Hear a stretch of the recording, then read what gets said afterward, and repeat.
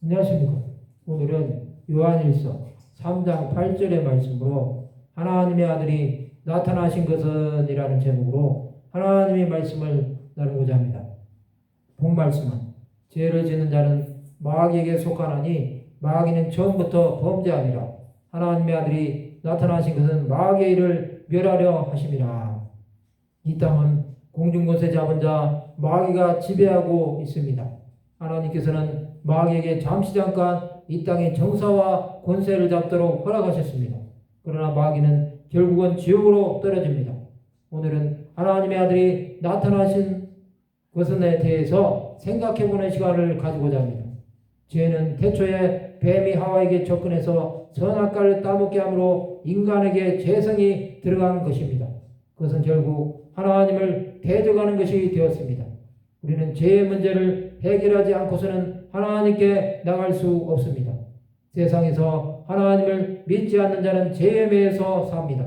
그들은 죄에 대해서 무감각해져서 하나님을 의식하지 아니하고 자신의 뜻대로 삽니다.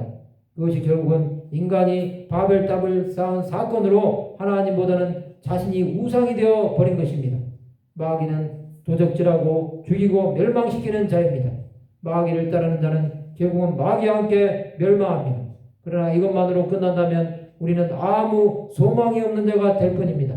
그러나 예수 그리스도께서 나타나신 것은 마귀의 일을 멸하려고 하심입니다. 예수께서는 공생의 사역기간 동안 병든 자를 치유하고 죽어가는 영혼을 살리심으로 마귀의 일을 멸하셨습니다.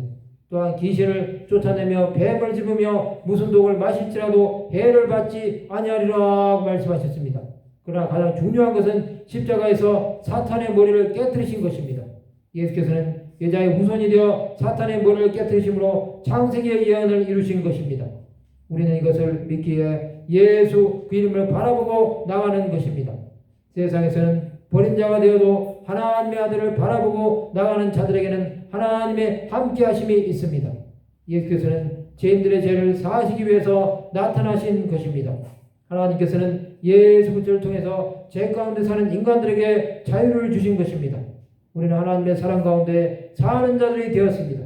이제 우리는 마귀를 멸하는 나타나신 예수 그리스도로 말미암아 하나님의 은혜 안에 머무는 자들이 된 것입니다. 또 주 예수 그리스도를 믿지 못하고 사는 성도들이 있다면 이 시간 회개하는 시간을 가지시기 바랍니다. 우리에게는 예수께서 주시는 은혜이면 충분합니다. 그 은혜가 있었기에 구원함을 받았고 하나님의 자녀가 된 것입니다. 이제 우리는 예수 그리스도로 세상의 모든 무거운 짐을 내려놓고 용서함을 받은 것입니다. 하나님께 나가는 길은 예수 그리스도께서 열어놓으신 길로 가면 됩니다. 마귀를 멸하신 예수께서는 우리가 주의 뜻을 행하며 살기를 원하십니다. 그것은 하나님의 나라를 계속해서 전파하는 것입니다. 이것은 우리의 사명이 다하는 날까지 멈출 수 없습니다. 사탄은 우리에게 낙심한 마음을 주어서 이것을 감당하지 못하게 합니다. 그럴수록 더욱더 강하게 주의 복음을 전합시다. 말씀을 마치고자 합니다. 하나님의 아들이 나타나심을 믿고 그를 전하는 삶을 사는 하나님의 백성 되시기를 주님의 이름으로 축원합니다.